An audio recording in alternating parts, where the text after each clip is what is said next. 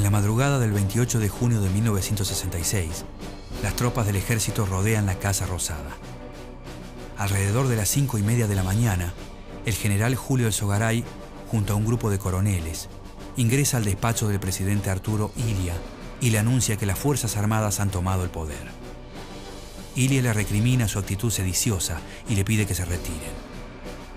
Horas después, el mismo grupo de oficiales vuelve con 9 policías federales armados para desalojar por la fuerza al presidente y a todos sus colaboradores. Mientras se retira del Palacio de Gobierno, el mandatario vaticina: algún día los responsables se avergonzarán ante sus hijos por lo sucedido. Las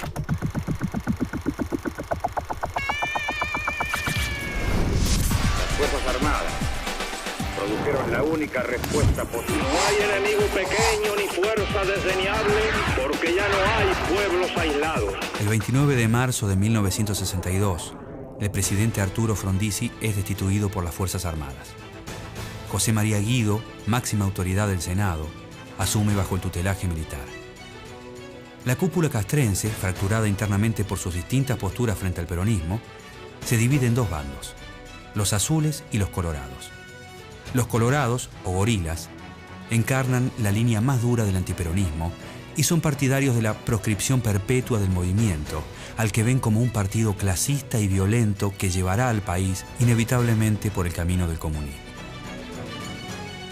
Los azules o legalistas, al mando del general Juan Carlos Onganía, tienen una visión menos negativa del peronismo, del que rescatan su origen nacional y cristiano, y proponen unas Fuerzas Armadas por encima de la política, dispuestas a intervenir solo en situaciones de inminente amenaza a la seguridad nacional. En septiembre de 1962, se producen enfrentamientos armados entre las dos facciones militares y los azules se imponen sobre los colorados. El triunfo del bando comandado por Onganía abre el camino para un nuevo llamado a elecciones y perfila al general de las tropas legalistas como un nuevo caudillo nacional. Con el peronismo proscripto, la fórmula Arturo Illia Carlos Perete gana las elecciones de julio de 1963 con el 25,15% de los votos. Illia es un radical cordobés de la línea del ex gobernador Sabatini, que simpatiza con el ala progresista del partido. En octubre de ese año, asume el nuevo gobierno democrático, integrado por profesionales y por pequeños empresarios que le dan un marcado estilo patriarcal y honesto a la gestión. Con esta conciencia nacional, menos rígida y más solidaria, porque estará mejor esclarecida, podremos hacer la gran revolución pacífica y creadora que reclama la República. La revolución del orden, sin la explosividad anárquica, porque acataremos voluntariamente la vigencia del derecho. Sin embargo, la imagen de Illia comienza a desgastarse rápidamente. La negativa presidencial de reprimir la toma de fábricas con las Fuerzas Armadas y la decisión de dejar el desenlace de estos conflictos en manos de la justicia le da argumentos a la oposición para burlarse de su estilo moderado. Buena parte de los argentinos también ven en Illia la encarnación de la supuesta ineficacia y lentitud provinciana. Aunque durante su gestión la economía se vuelve dinámica y próspera, dos medidas generan malestar en las corporaciones y en la burguesía urbana liberal. Illia anula los contratos petroleros con empresas extranjeras por considerarlos ilegales y envía al Parlamento la ley de medicamentos, que limita el accionar de los poderosos laboratorios multinacionales. Parte del empresariado, grupos golpistas del ejército y sectores del sindicalismo se unen para conspirar contra el gobierno democrático. Desde la prensa se desata una feroz campaña de desprestigio contra el presidente. Como contrapartida, la figura del general Onganía goza de popularidad y se resalta su liderazgo y capacidad de acción.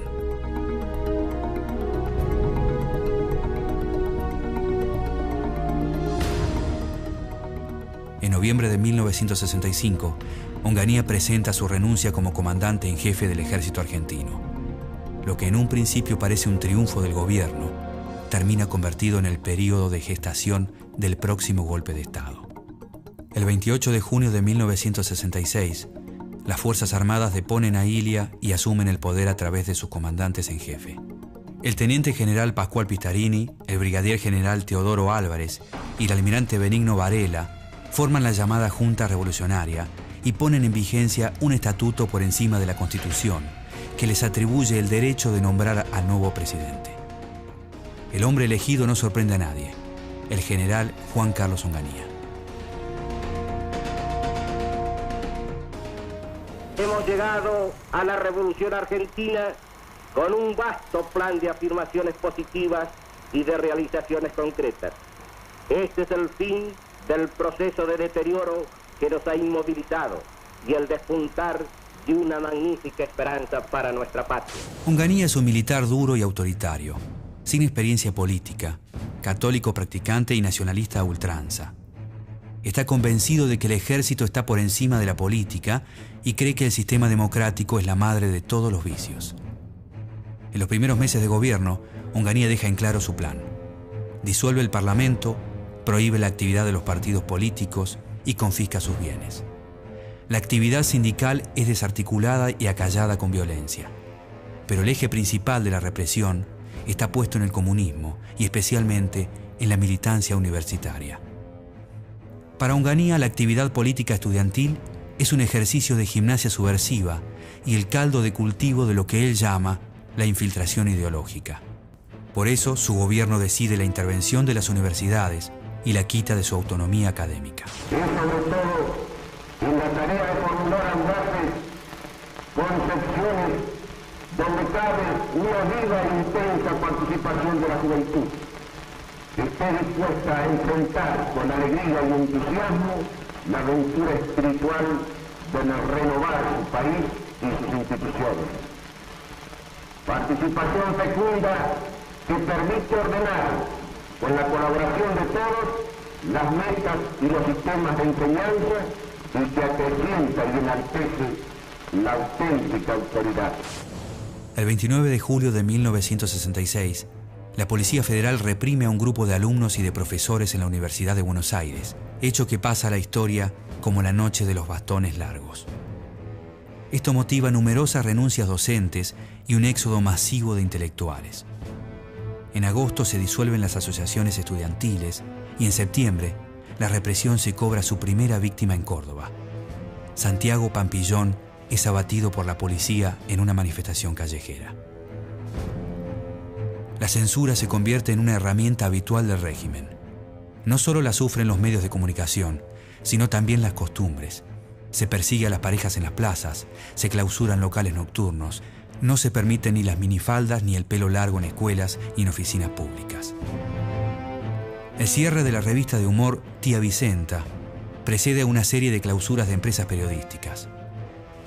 La revista ilustra su tapa con una morsa, animal con el que solía identificarse al presidente Onganía, y con un epígrafe: la era de la morsa ha comenzado.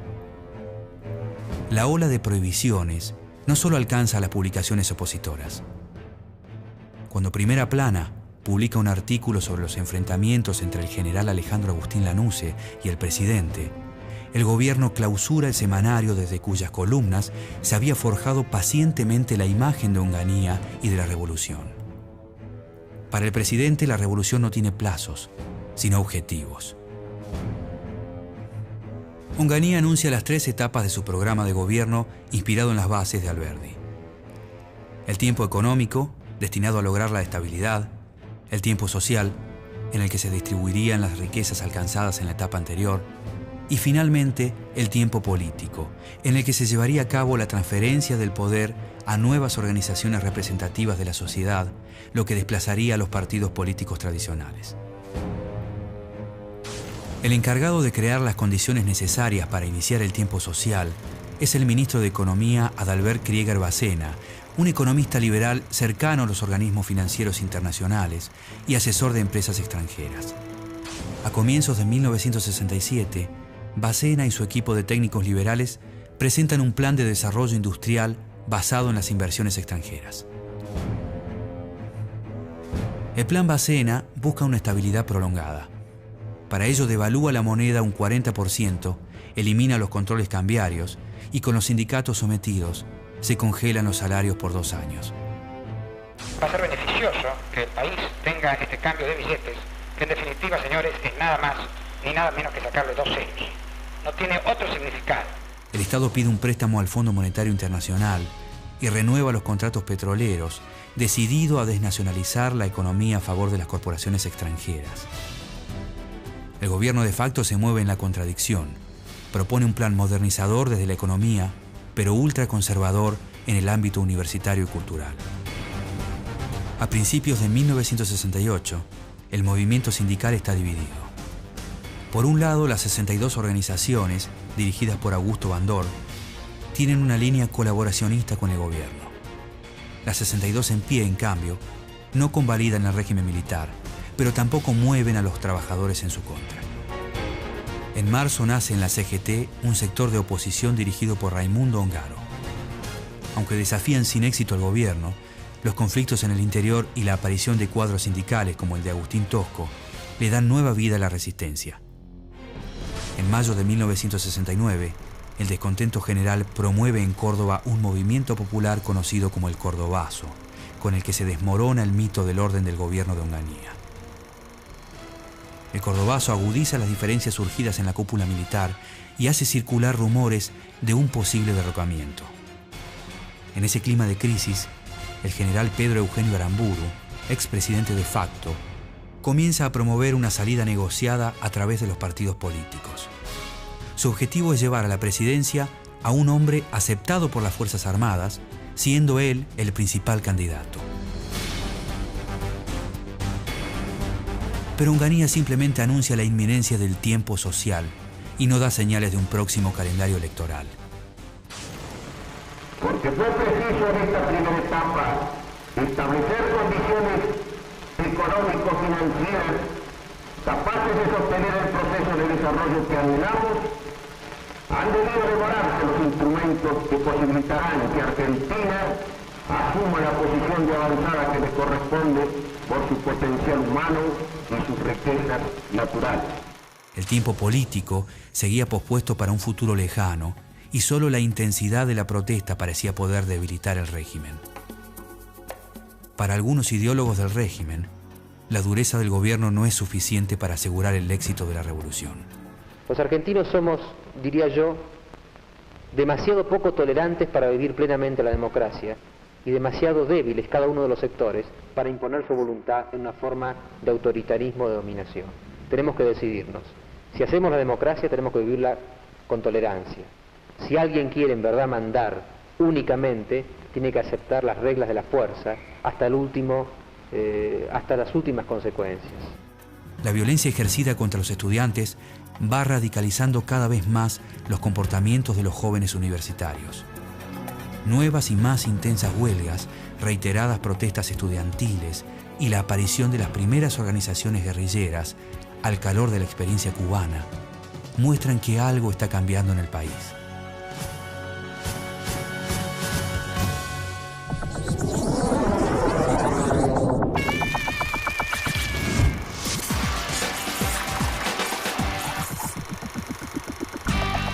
Con la autoridad resentida frente a la inmanejable conmoción social, hackeado por la economía, Onganía intenta aliarse a Augusto Bandor y así postergar para un futuro indefinido la reanudación de la política partidaria.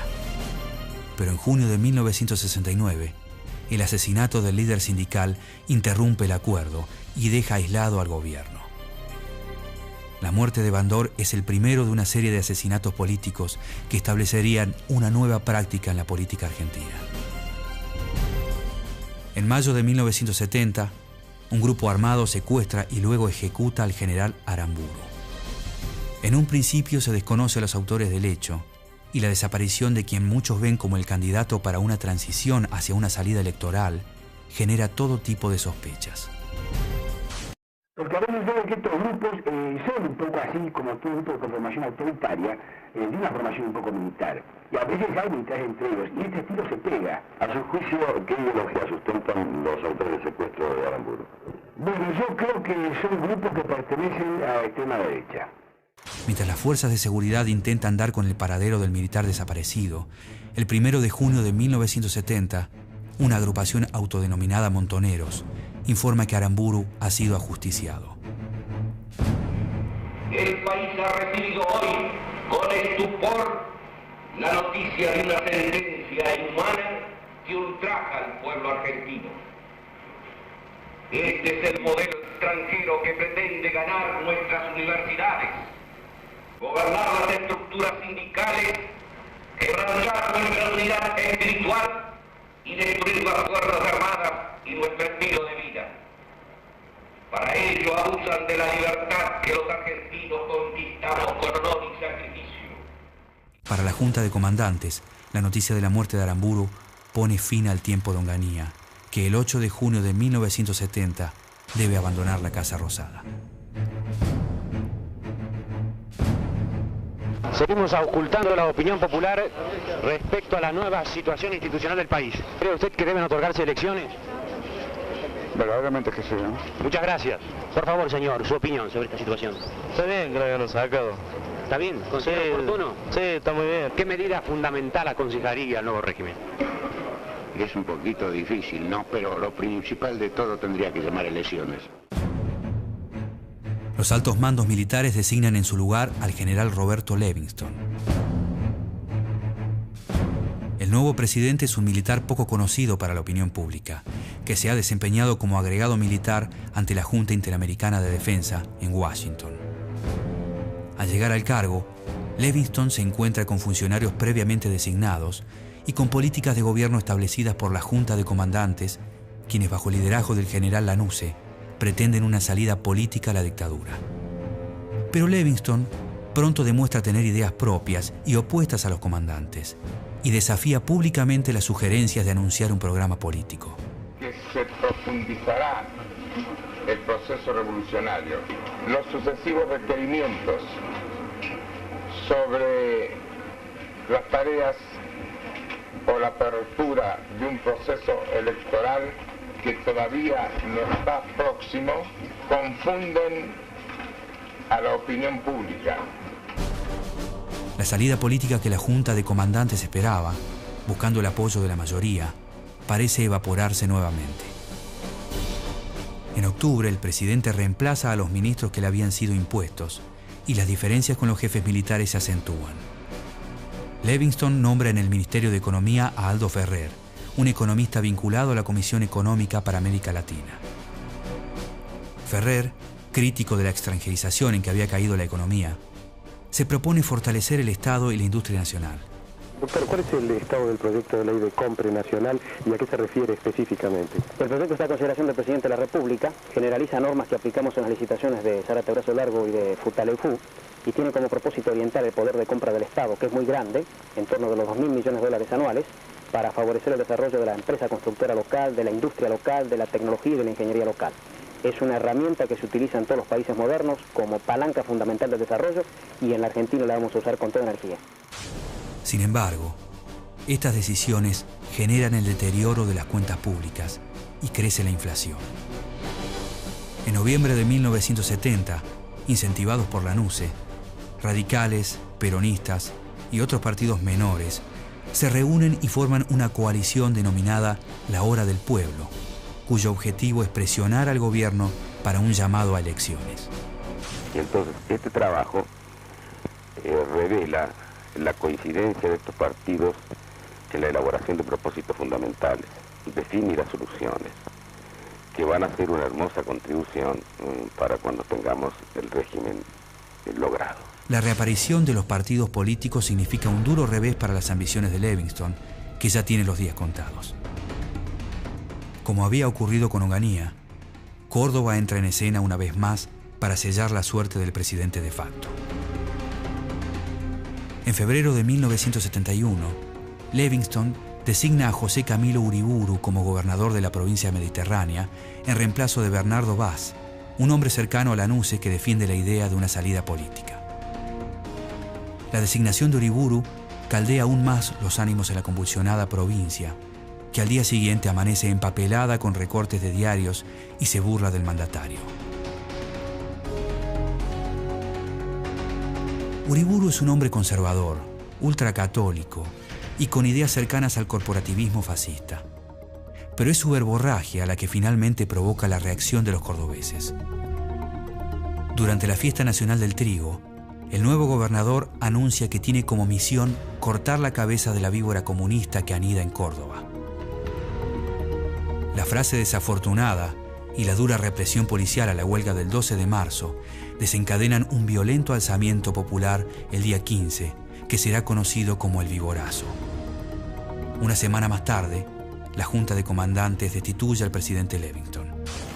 El general Roberto Marcelo Levington en ese auto, ese es el coche presidencial, allí se aleja de la Casa de Gobierno. El 26 de marzo de 1971, la NUCE asume la presidencia e inicia el que habría de ser el último mandato de la Revolución Argentina. Bueno, la situación del país en este momento crea un poco de incertidumbre en la ciudadanía. Lo veo en el cono de la oscuridad con que se inició en el mes de junio del año 66. La única, exclusiva solución es la salida democrática inmediata y con carácter de urgencia. Yo lo único que digo es que esto es un berenjenal que nadie lo entiende. ¿Y cuál sería la solución para usted, señor? Solución que llamara a elección y entregara el poder al pueblo. Acosado por la movilización popular y por el creciente accionar de la guerrilla, el nuevo gobierno entiende que solo la negociación con Perón de una salida política puede canalizar el descontento de la gente.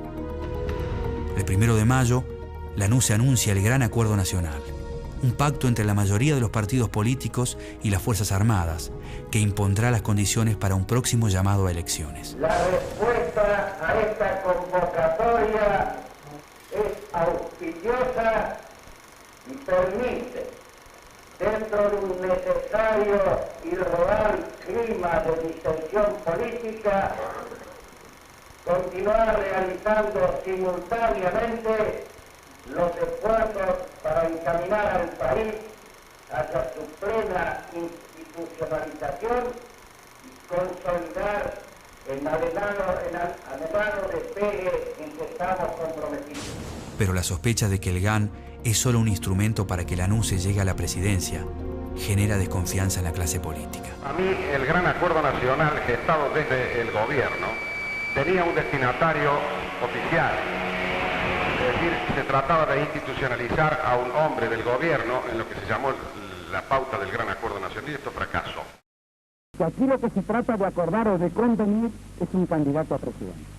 Y además todo el mundo intuye que aquí faltará o bastará para que haya un candidato a presidente con tintes oficialistas para que sea absolutamente derrotado por las grandes mayorías populares. Para contrarrestar los rumores, la NUCE elige a un respetado político radical, el doctor Arturo Monroy, para llevar adelante la estrategia de transición. De todas maneras, tengo que remitirme a expresiones que han sido muy concretas en el sentido de que este retorno a la normalidad institucional presupone la existencia de partidos.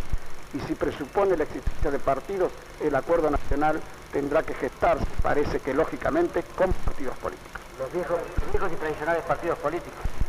Con partidos políticos, los viejos y tradicionales partidos políticos y los partidos políticos que puedan formar. Sin embargo, con el transcurrir de los meses, el Gran Acuerdo Nacional se convierte en una disputa personal entre la NUCE y Perón. Al apoyo tradicional de los sectores obreros y populares, Perón ha sumado el de buena parte de la militancia juvenil, lo que logra una progresiva identificación de la protesta con su figura. Desde su exilio en Madrid, el líder apoya constantemente el accionar de las organizaciones armadas que invocan su nombre como parte de una estrategia para desgastar a la NUCE y posibilitar su retorno al país. En noviembre de 1971, Perón designa como su representante en el país a Héctor Cámpora. El nuevo delegado es el encargado de organizar el Frente Cívico de Liberación, Fresilina, una alianza electoral del peronismo con otros partidos como respuesta al Gran Acuerdo Nacional. Va a ser la primera reunión que le llamamos de las primeras reuniones preliminares de la constitución del Frente Cívico de Liberación Nacional, aunque venimos conversando con hombres ya dispuestos a su incorporación desde hace muchísimo tiempo, desde que el general Perón lanzara esta iniciativa de la constitución del Frente. Para mediados de 1972, la estrategia de la NUCE parece destinada al fracaso. Ante este Congreso que proclamara y ratifica irreversiblemente la candidatura del general Perón para presidente de todos los argentinos, convencido de que Perón no cederá a sus pretensiones, se autoexcluye como candidato y crea una cláusula proscriptora que impide a Perón presentarse a las elecciones. Los rumores sobre el posible retorno de Perón al país aumentan con el correr de los meses. Su deseo inagotable de contribuir a la mejor solución de los problemas que aquejan al país es la razón inspiradora de su regreso, que se producirá, señores periodistas, y por intermedio de ustedes al mundo entero, el día 17, viernes de la semana próxima, a las 11 horas de la mañana. Finalmente, el 17 de noviembre de 1972, después de 17 años de ausencia, Perón vuelve a pisar suelo argentino. Las Fuerzas Armadas montan un estricto operativo de seguridad alrededor del aeropuerto de Ezeiza, temiendo un levantamiento que nunca se produce. En los días que siguen, la residencia de Perón en Gaspar Campos se convierte en un lugar de peregrinaje por el que desfilan multitudes para ver al líder asomarse desde una ventana. Durante el breve lapso que dura su estadía, Perón sella un acuerdo de reconciliación con el líder del Partido Radical, Ricardo Balbín, y designa a Héctor Cámpora candidato a presidente por el Frejuli, un amplio frente electoral que reemplaza al Fresilina. Bajo el lema Cámpora al gobierno, Perón al poder, la juventud peronista y montoneros se abocan a una intensa campaña electoral por todo el país. El 11 de marzo de 1973, el pueblo concurre masivamente a las urnas y la fórmula del Frejuli triunfa con casi el 50% de los votos.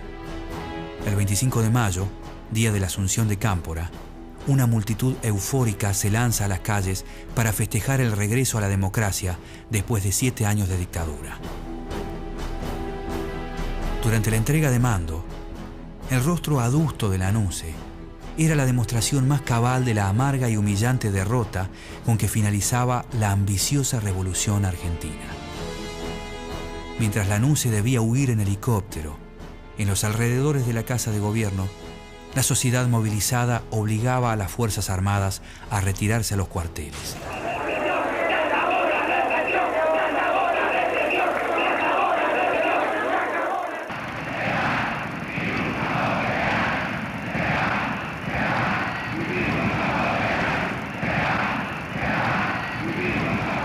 Las consignas contra los militares eran una expresión de deseo común. Sin embargo, esta no sería ni la última ni la más sangrienta dictadura de nuestra historia.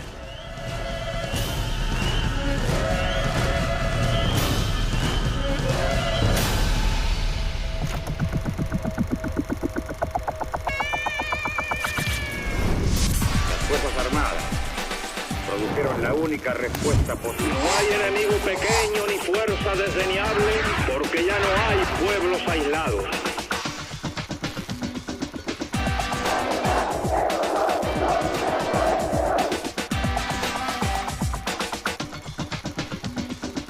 Hemos llegado a la Revolución Argentina. República Argentina.